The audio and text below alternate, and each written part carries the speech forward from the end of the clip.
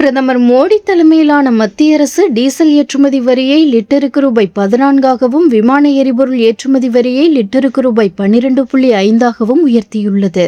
Petrol ஏற்றுமதி வரியில் எந்த ஒரு மாற்றமும் செய்யப்படவில்லை. மத்திய வருவாய்த்துறை வெளியிட்டுள்ள அதிகாரப்பூர்வ அறிவிப்பில் டீசல் ஏற்றுமதிக்கு லிட்டருக்கு ரூபாய் 14 வரியும் ஏடிஎஃப் ஏற்றுமதிக்கு லிட்டருக்கு ரூபாய் 12.5 வரியும் விதிக்கப்படும். உள்நாட்டு நுகர்வுக்கான பெட்ரோல் மற்றும் டீசல் மீதான கலால் வரி விகிதங்களில் எவ்வித மாற்றமும் இல்லை என்று தெரிவிக்கப்பட்டுள்ளது. இந்த புதிய வரி விகிதங்கள் ஜூன் 16 முதல் அமலுக்கு வருகின்றன. மேற்கு ஆசிய நெருக்கடியின் பின்னணியில் பெட்ரோலிய பொருட்களின் உள்நாட்டு இருப்பை உறுதி செய்யும் வகையில் ஏற்றுமதியை கட்டுப்படுத்த இந்த நடவடிக்கையானது எடுக்கப்பட்டுள்ளது. கடந்த மார்ச் 27 அன்று ஏற்றுமதி வரி, சிறப்பு கூடுதல் கலால் வரி மற்றும் சாலை மற்றும் உள்கட்டமைப்பு வரி உள்ளிட்டவை அறிமுகப்படுத்தப்பட்டன.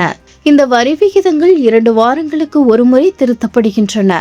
சர்வதேச சந்தையில் கச்சா எண்ணெய், பெட்ரோல், டீசல் மற்றும் ஏடிஎஃப் ஆகியவற்றின் சராசரி விலைகளின் அடிப்படையில் இந்த விகிதங்கள் நிர்ணயிக்கப்படுகின்றன.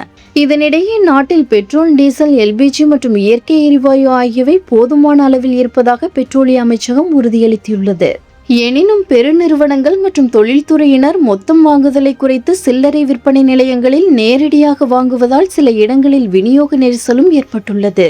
இதனை சீரமைக்கவும் சாதாரண நுகர்வோரை பாதுகாக்கவும் சில்லறை விற்பனை நிலையங்களில் ஒரு நபருக்கு ஒரு நாளைக்கு அதிகபட்சம் 200 லிட்டர் டீசல் மட்டுமே வழங்கப்படும் என 90 நாட்களுக்கு தற்காலிக கட்டுப்பாடு விதிக்கப்பட்டுள்ளது.